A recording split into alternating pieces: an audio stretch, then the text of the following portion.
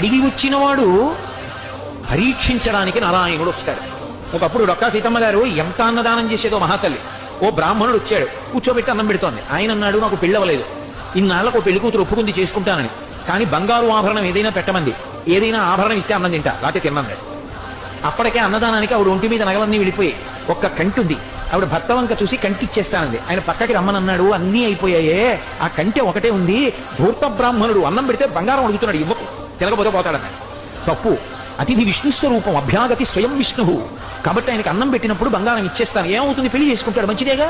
కంటి ఒంటి మీద ఉంటే ఏమవుతుంది, శాశ్వతమా, పుణ్యం శాశ్వతం, ఇస్తానంది, నీ ఇష్టం. కంటి తీసిచ్చింది. ఆ కంటి తీసుకెళ్లి అరిటా కింద పెట్టి ఆయన అన్నం తినేశాడు సంతోషంగా. ఉత్తరాపోసనం పెట్టాడు, చేయగడుక్కోవడానికి బయటికి వెళ్ళాడు. ఊరంతా కలిపి ఎంత ఉంటుంది ఆ గన్నవరం. కాబట్టి ఆ బంగారు కంటి కనపడింది ఆకెత్తుతుంటే సీతమ్మ గారికి. అయ్యో వెర్రి బ్రాహ్మణుడు కంటి మర్చిపోయాడని పరిగెత్తుకెళ్ళారు, పిలుద్దామని. కనపడలేదు. భర్తని పిలిచి వెతకమన్నారు, ఎక్కడా కనపడలేదు. అయ్య బ్రాహ్మణుడు ఇంత కంటి అడిగాడు, వెళ్ళిపోయాడని కొడుకు నిద్రపోయారు. ఆవిడకి కలలో శ్రీ మహావిష్ణువు కనపడ్డారు.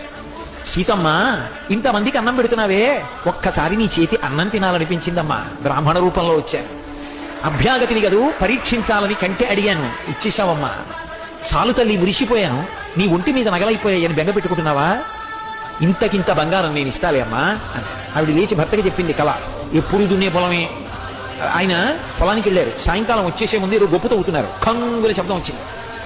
కొంచెం మట్టి తీసి చూశారు, ప్రదోష వేళ బిందె కనపడింది. ఉత్తరీయంలో మూట కట్టి ఇంటికి తీసుకొచ్చి మూత విప్పి చూశారు, బిందె నిండా బంగారు కాసులే. అంత ఐశ్వర్యం ఇచ్చేశారు శ్రీ మహావిష్ణువు.